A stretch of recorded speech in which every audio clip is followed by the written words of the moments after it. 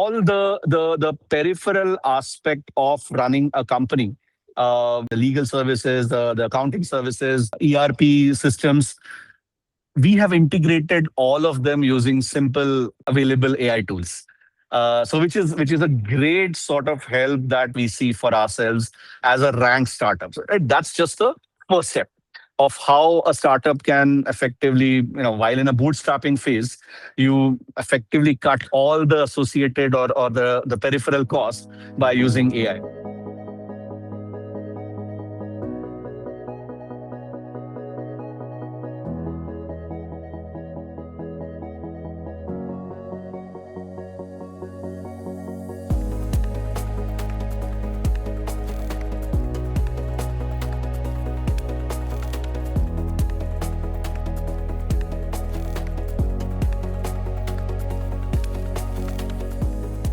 Hey guys, welcome back to another episode of the Founder Spotlight series on behalf of Tracxn, where we invite various startup co founders to share their journey, some sort of insights, and advice to the youngsters who have startup dreams. Well, today with me is Mr. Amit Soman, who is the founder of Arkah Energies. Hi, Amit, how are you doing today? Hi, Supayan. I'm doing good. Thank you. Wonderful. First of all, let me welcome you on behalf of the entire Tracxn family. Thanks a lot for making some time out of your busy schedule. Uh, Thanks. Really appreciate it. My name is Supayan Das Gupta, and I'm heading the entire startup vertical. Now, let's get started with this interaction. Well, to start with, we would love to understand the background that you come from and what was the moment that you decided to start Arca Energies and what is Arca Energies all about? Sure, sure. Maybe a quick, as you suggest, quick background. So I'm a thoroughbred energy professional. When I say that, my own career path, which has spanned for about last 25 odd years, has arced through starting with hardcore oil and gas upstream, so sort of carbon heavy, if you may call it. Way back in 2000, I am a petroleum engineer myself by qualification. So practically started my grounding as an energy professional right at my academic career itself. And then my career journey started when Reliance as a ENP. The Reliance is Upstream Oil and Gas Exploration and Production Division, where I was involved in the largest natural gas find off the coast of east coast of India, the KG Basin, as you may know, the KG D6 gas fields, as they are very popularly known. I was part of the discovery and pre-development of those gas fields. Following that, I did a quick detour to get my MBA done from ISB Hyderabad.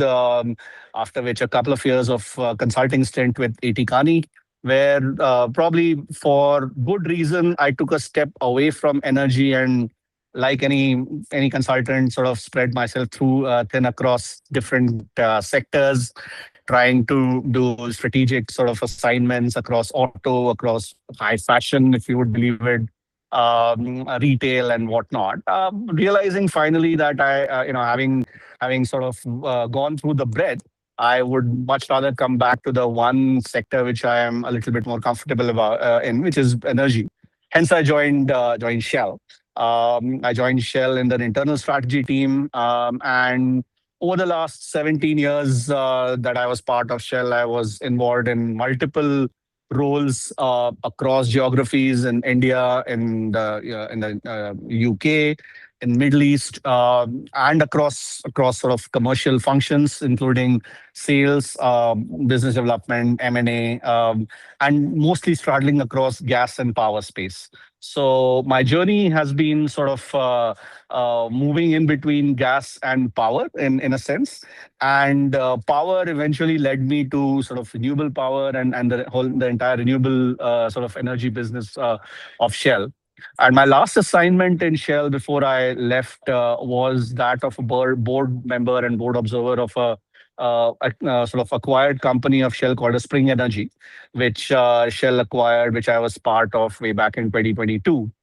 And throughout this journey, I have always sort of one thing which sort of gave the conviction to me was effectively I mean, number one, in India, being in India with the energy security issue that exists, and is getting more and more prevalent with all the sort of geopolitical issues going on. So the questions to address was number one, energy security, and number two, energy transition. And my personal journey of traversing with across these two sort of parameters, I realized that they are not independent of each other. I mean, at some level, energy security and energy transition go hand in hand. And to me, that journey, or that one thing that ties the two together was energy molecule. Now, you can sort of, at a very high level, you can differentiate energy into a molecule and an electron. Which is, of course, on the power side, it becomes an electron game where, again, depending on whether it is generated through renewable sources, it becomes clean energy, and if not, it becomes hydrocarbon-based energy. Now, so the choice points were, wanted to stick to energy, wanted to have a bit of a combination of both energy transition and energy security as sort of a combination of the two. And molecule was my preferred sort of choice, right, of the product that I would want to sort of keenly look into, and sort of again building on my experience. So, and that's when for the last couple of years, I've been sort of toying with this idea of what to do, and that's when I reconnected with a friend slash junior of mine from college, who also sort of was in a similar journey with me. We were in college together. I was a year ahead of him. His name is Arnab Parashar. And then we were in Reliance together. And after that, he took his own path and went into sort of hardcore upstream technical and operations led career in Kane Energy. So he spent last 20 years in Kane Energy slash Vedanta, and across multiple roles, sort of senior, eventually leading up to senior roles, owning assets, owning P&L sort of multiple upstream assets across India. He also sort of in his journey also realized that there is a dearth of, there's a clear sort of opportunity space in going after sort of small and medium, or should I say small and marginal oil and gas fields in India. I mean, you usually do not associate India with oil and gas reserves. And I mean, it is true. We are resource constrained. But what we realized is even the resources which have been discovered, which have been produced, have not been produced to their most optimum sort of potential, and for a variety of reasons, right? I mean, almost all these reserves or reservoirs are discovered by the national oil companies, ONGC, Oil India, to some extent Reliance, and they have their own cost structures, their own administrative structures, and whatnot. And many of these, usually, what happens is, along with a big discovery, they also discover sort of small fields, which are either geographically away from the main field, or the subsurface is slightly different, or the administrative area is different. So as I said, due to multiple reasons, these big corporations did not sort of explore. They did explore. What I mean by that is they drilled exploration wells. They proved that oil and gas was there. They just did not develop these fields. And these are sort of available fields which we said, hey,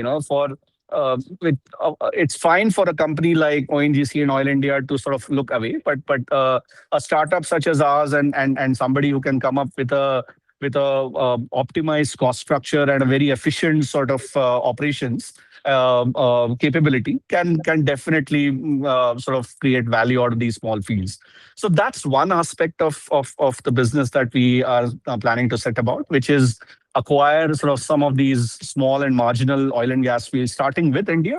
And what we realized is, in India itself, if you collate all these opportunities and even target about 10 to 15% of the entire sort of white space, it still sums up to about 5,000 odd barrel per day of oil, which is significant, right? So that number in itself is not immaterial. And of course, with the current sort of environment, the volatility related to oil pricing, etc., it obviously makes a lot of economic sense, right? So from a returns point of view, this business, what we call it as a usually you have a high return associated with high risk businesses. In this particular case, the beauty is that the biggest risk associated with oil and gas is exploration, which in this case is already mitigated to a large extent because the hydrocarbons are there. The infrastructure to a large extent is also there in form of wells. All you need to do is get in, intervene the existing wells, connect, hook it up, and then produce and send it to either a refinery or a gas consumer. So that, I mean, I'm making it sound easier said than done, but fundamentally the biggest risk that way is mitigated. So while the returns are of the same range that you would typically associate with a E&P company, which are pretty, we are talking about upwards of 40-45% equity IRR kind of returns. But here we are looking at the commensurate risk is actually much lesser. So that's one part of the business which effectively gives us the returns associated with generates value for us. And then the other part of the business, which is again sticking with the molecule concept, we said that we would be looking at within the natural gas space, developing compressed biogas or generate natural gas through renewable means. So end product continues to remain the same. The consumers continue to remain the same. The entire value chain continues to remain the same. What changes is the way the gas is produced. So in one area, it is a traditional, conventional way of extracting gas from underground, whereas here it is about generating gas using agricultural waste, using the whole digester technology. So that's the second part of the business that we are trying to put together. Both of them have, from a developer's perspective, we see a lot of similarities apart from the same end product. Even the operational similarities, the business processes similarities are quite there. So we believe that there's a lot of synergies that we can achieve by bringing both of them together. And yeah, that's the so effectively what we are trying to create. Arkah, in a sense, is an energy platform where our endeavor is to bring high value projects, both from oil and gas as well as from compressed biogas space, which come in at a above a certain very hard hurdle rate that we have put ourselves, about 20-25% IRR. So from day one, our intent is to become not just revenue but EBITDA positive at a healthy return rate.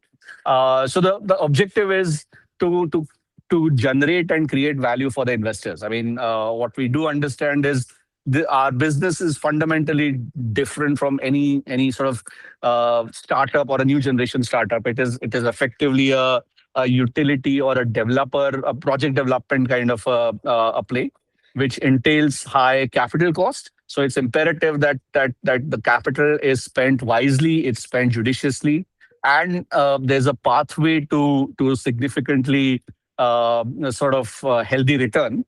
So every dollar which the investor decides to put in, there's a clear pathway to the return associated with it. So that's in a nutshell who am I, what my journey has been, and what we are trying to create together with Arkah.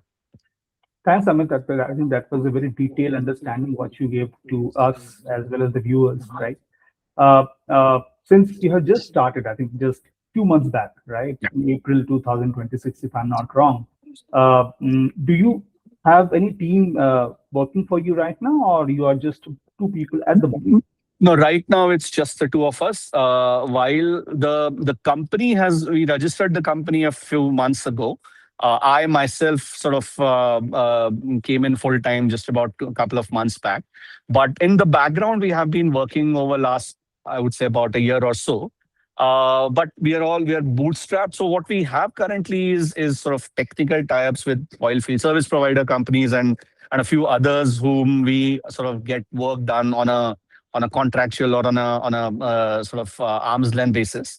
And that's again, to begin with, our endeavor is to, while remaining bootstrapped, we plan to be, or we intend to be, as cost effective as possible. So for now, the idea is to get most of the work done through outsourcing model.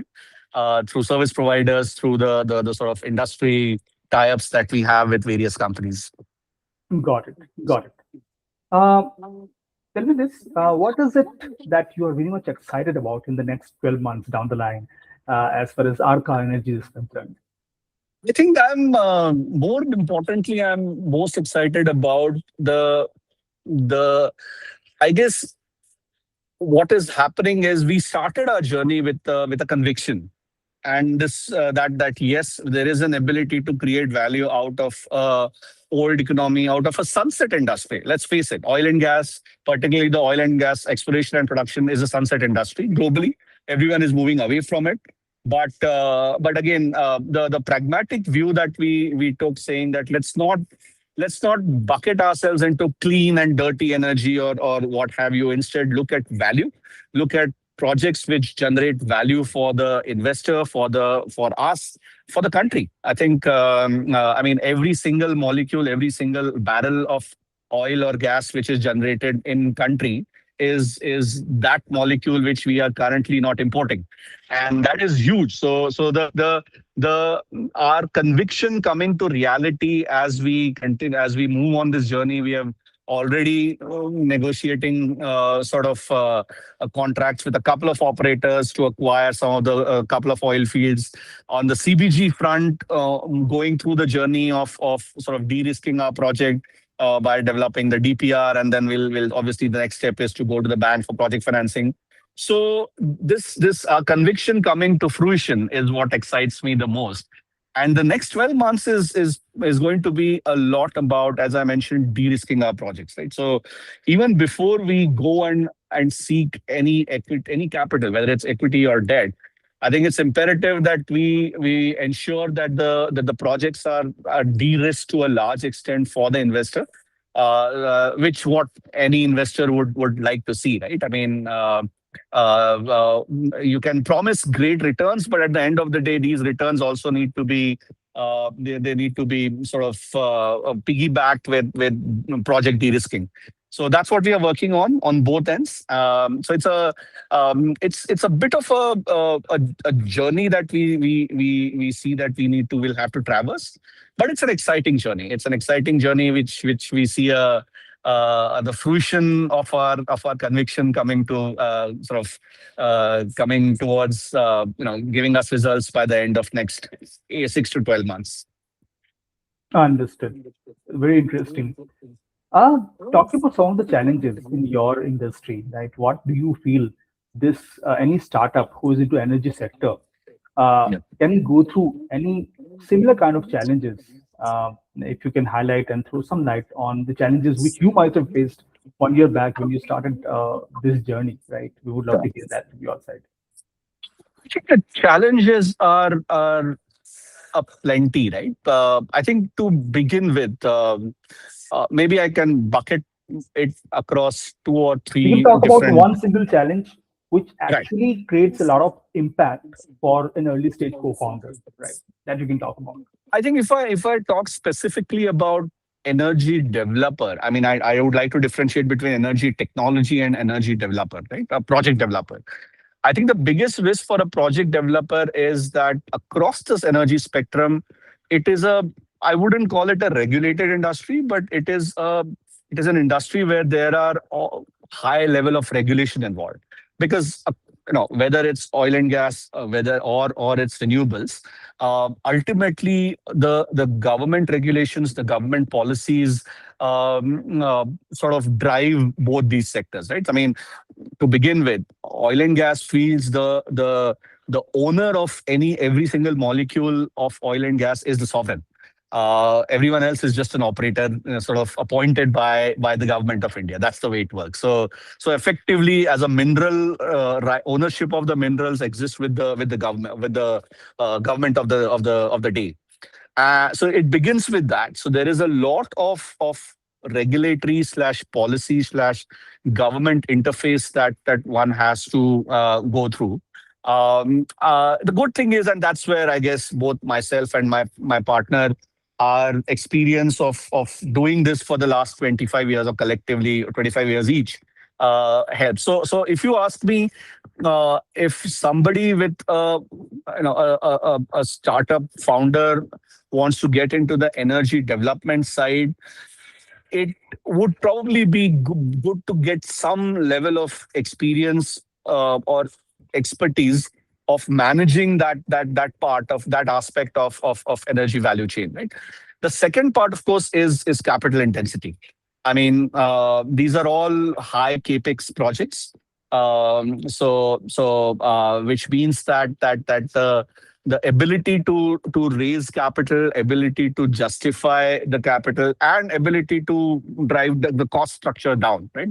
And both of them go hand in hand in order to create value. That is how you measure the success of the project, through its life cycle. So I would say the two biggest things to crack is ability to maneuver through the regulatory framework of an energy cycle, and the ability to manage capital, both in terms of raising it and saving it in order to create value for the projects. Understood. Do you see some sort of scope, or rather, any impact of AI in your operational stuff as far as this startup is concerned? Oh, absolutely. I mean, to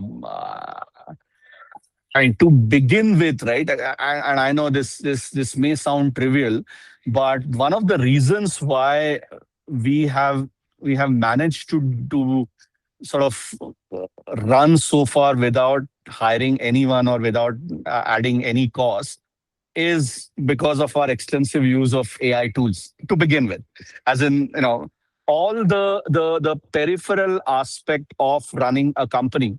When I say that, I meant the legal services, the accounting services, even your ERP systems.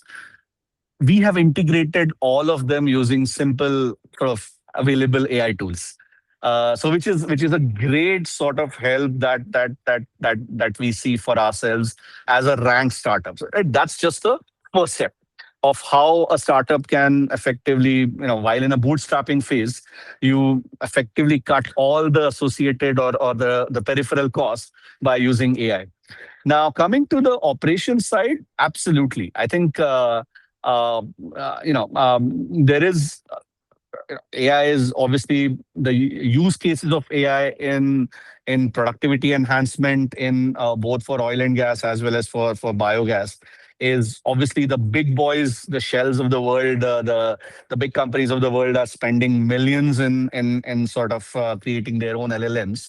But for someone like us, obviously these tools are going to be super useful in effectively creating, improving efficiency, whether it's cost efficiency, production efficiency, and ensuring that every single molecule is produced, every single dollar is saved.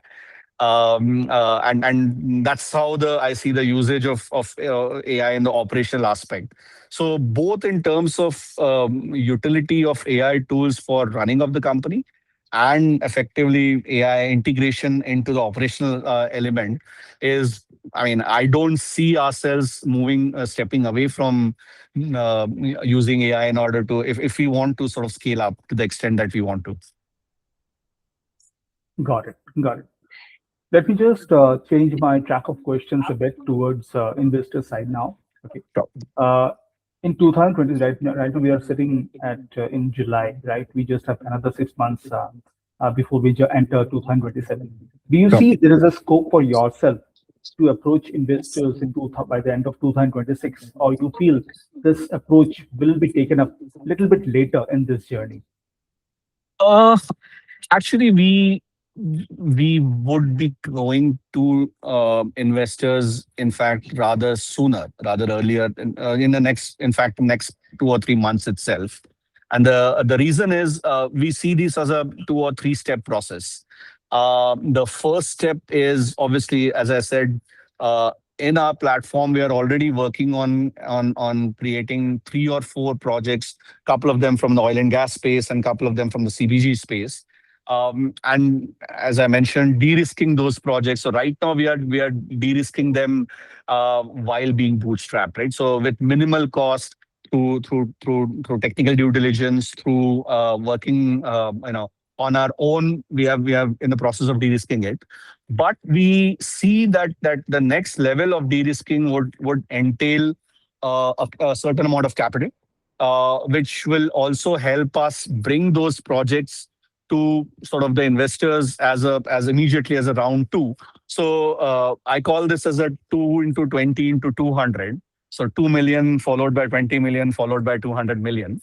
So the first 2 million is effectively the, if you call it, a seed capital, which helps us sort of push these projects, make them bankable, both on the debt side and on equity side as well.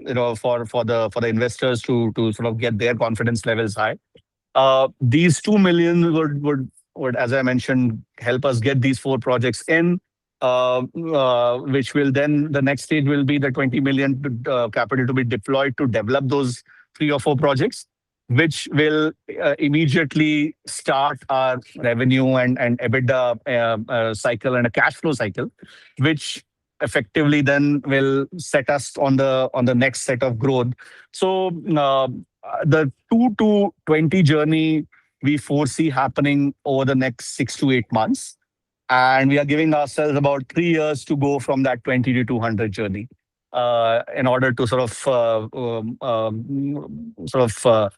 scale up the platform that we are intending to put together. Got it. That really answers to that question. Uh, as far as the Indian market is concerned, right? Since you have tons of experience in this, uh, have you come across similar kind of companies having similar kind of business model of late, right? Or do you feel there is a big hole as far as the Indian market is concerned? No, there are. In fact, there are two, three companies whom we are proud to, I guess, follow as I wouldn't call them role models, but someone who have taken a earlier step in this journey. There are, in fact, all three of them are now publicly listed. They started their journeys on a similar level as us, maybe 6, 7 years ago, and all three of them have followed their different pathways to reach where they have. One of them, called Oil Max or Asian Oil and Gas, again started in the upstream space, then diversified into sort of manpower support, providing sort of service company to provide manpower services to oil and gas projects across the globe. They are listed. There's another company called Antilopus Limited, which was a PE-backed startup. They went ahead and did a reverse acquisition of a listed company called Ceylon Exploration. So, which is how they are now a listed company. So the proven model is there. The pathways may be different, but the model which scales these companies up pretty rapidly has been well proven. And I mean, we intend to, where we sort of obviously, I mean, it's a pathway that these leaders have paved. But we also want to sort of in our journey do a few things differently, learn from them, or try to avoid some of the mistakes that they might have made. And I mean, we basically use the I guess the knowledge of hindsight, right? I mean, learn from others and try to avoid their mistakes and learn from their learnings. Absolutely. Now, via this conversation, as lot many people will be watching this once it goes live, right? Especially the youngsters. Do you want to give any some sort of advice to somebody who is, let's say, in his late 20s and has decided to start something on his own, right? What are the do's and don'ts of having a startup? What do you feel about that? Wow. So first of all, I wish, well, at some level, I wish that so I'm 47, so you can call me obviously a lead startup founder. So at some level, I wish that I could have started this journey 20 years ago when I was 27 rather than 47. But at the same time, I also feel that it's not everything hasn't been an absolute way. So this last 20-25 years, and again, it's contextual. It depends on the industry, the startup that you have, the product that you have, what is it that you're out there to build. The space that we are trying to operate in, I would say, by all means, if you are in your mid to late 20s, it's a great opportunity space to be in, particularly on the renewable side. But if you see, the energy cycle typically has a multi-year cyclicality across any product that you pick, whether it's renewable, solar, wind, oil, gas, what have you. And it helps to have followed one full cycle of one particular commodity before you actually make a jump into it. The one piece of advice, if I'm in my, if somebody is in their early or late mid 20s and wanting to get into the development side of energy, my only word of caution would be to not take decision based on momentary understanding. And when I say momentary, I mean 2 or 3 years of experience that you may have in a particular industry. If you have joined the upcycle of that industry, you would be on a high and you would say, "That's it. This is the way it works."